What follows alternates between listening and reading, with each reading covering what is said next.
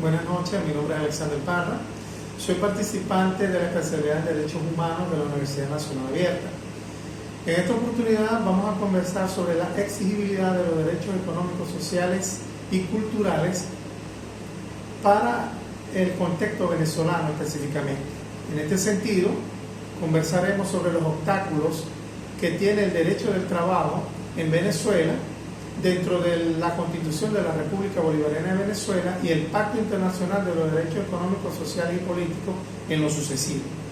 En tal sentido, podemos apreciar que el Pacto Internacional de los Derechos Económicos, Sociales y Culturales, como norma internacional, establece dentro del apartado 3, en el artículo 6, y los numerales en lo sucesivo, como en el 7, y los literales en sucesivo, habla sobre la igualdad del trabajo, la dignidad del trabajo, el equilibrio que debe haber entre la faena a realizar entre el hombre y la mujer, donde se prohíbe hacer discriminaciones por el sexo y protege el derecho al trabajo de cada individuo para que sea satisfactorio. También lo vemos dentro de la norma local venezolana, en la Constitución de la República Bolivariana de Venezuela, como la aprecia en el artículo 87, donde este artículo contempla el derecho que tienen todos los venezolanos dentro del territorio para tener un trabajo digno, equilibrado, que le permita satisfacer sus necesidades a partir de devengar un salario. En este sentido vamos a conversar lo que son los obstáculos que se están presentando para que se cumpla con ese derecho y donde el Estado, por omisión, cae en un desacato del mismo. Vemos que el Estado no cumple ese precepto constitucional en el contenido, hay situación semántica, no hay correspondencia. Los trabajos no son dignos, en la actualidad hay carencias dentro de las instituciones, tanto, más que todo en el sector público, el salario no atiende a las exigencias y las necesidades que tienen los individuos dentro del contexto social debido a en atenciones a la inflación que vive el país. Vemos que el principio individual y colectivo a tener un trabajo digno no se cumple. El salario establecido por el Ejecutivo Nacional como política pública para la protección social tampoco es el adecuado, no es idóneo, no le permite satisfacer. Entonces esto nos lleva a una violación y también a lo que se corresponde en los obstáculos que estos tienen. Entonces la violación del derecho social del trabajo en Venezuela, ya lo dijimos, viola el artículo 6, en los numerales sucesivos, el artículo 7 y los literales sucesivos dentro del Pacto Internacional de los Derechos Económicos, Sociales y Culturales. En este sentido, el artículo 87 consagra el derecho al trabajo, la igualdad que tienen los trabajadores para que se tengan un trabajo digno que les permita desenvolverse.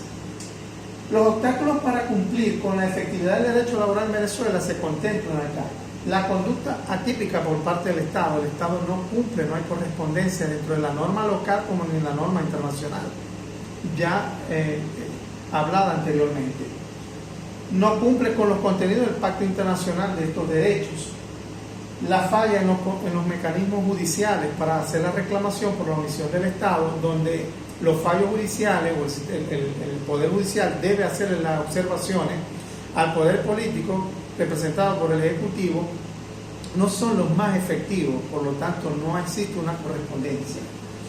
Las sentencias definitivas no son estimadas, no se estiman, el Ejecutivo Nacional no las estima, ya que ellas demuestran el derecho reclamado jurisdiccionalmente por los individuos en cuanto al derecho al trabajo. El debido proceso tampoco se cumple, es tardío, lo cual es un obstáculo que no permite el desarrollo en la efectividad de estos derechos. Aquí vemos las estrategias, una vez vistos los obstáculos existentes, tenemos las estrategias de exigibilidad para la efectividad de estos derechos. Dentro de ellas hay dos tipos de estrategias, las directas y las indirectas, que son consideradas dentro de la normativa nacional y la internacional, que es a través del pacto. Como podamos observar, las estrategias directas basadas en el sustento de la invocación directa de estos derechos. Tenemos la exigibilidad judicial inmediatamente, donde los individuos pueden exigir de manera individual o colectiva sus derechos laborales a través de los órganos jurisdiccionales. Tenemos las consideraciones de las generalidades contenidas en el Pacto Internacional de los Derechos sociales y culturales, económicos, sociales y culturales, que mediante los informes que tienen que entregar los estados apegados al pacto sirven de jurisprudencia local para que se cumpla con efectividad el derecho demandado, en este caso el derecho social del trabajo. El emplazamiento del Estado debe ser emplazado a través de su poder político para que se cumpla con las exigencias reclamadas en los órganos judiciales. Y la conducta debida del Estado, el fin único donde el Estado deba tener una conducta que cumpla con estos derechos. Dentro de las estrategias indirectas está basada cuando el objeto tutelado es distinto a los derechos económicos, sociales y culturales. Aquí vemos los derechos internacionales en materia humanitaria. Entonces, los sistemas de derechos para la tutela, todos aquellos órganos jurisdiccionales a nivel internacional pueden ser considerados, como en este caso en la Corte Europea, para exigir estos derechos dentro del marco venezolano. Todo lo que tenga que ver en tratados de derecho internacional, de derechos humanos, también son considerables como estrategias para la reclamación efectiva. Se debe velar por el principio de igualdad y prohibición a la discriminación. Y por último, el debido proceso, lo cual se puede exigir del derecho individual y del derecho colectivo. Bueno, es todo. Muchas gracias.